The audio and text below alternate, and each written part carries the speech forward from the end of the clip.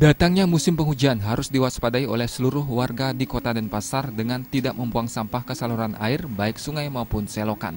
Kepala Bidang Operasi Kebersihan DKP Kota Denpasar Ketut Adi Wiguna mengatakan, warga kota yang masih suka membuang sampah ke saluran air diminta merubah kebiasaannya.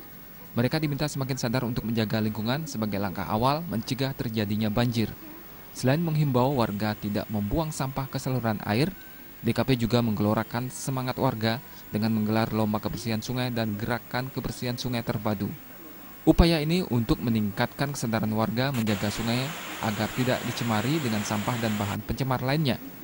Masyarakat yang masih membuang sampahnya ke sungai, nah ini penyebabnya. Di sisi lain kami sudah mensosialisasikan kepada masyarakat penyuluhan agar masyarakat taat membuang sampahnya pada waktunya dan tidak membuang sampahnya sembarangan, apalagi membuang sampahnya ke sungai. Ini yang perlu kita ke depan berproses untuk tidak henti-hentinya kita mengingatkan kepada masyarakat agar masyarakat ke depannya semakin sadar, terutamanya tidak membuang ke sungai yang akan nantinya menyebabkan banjir.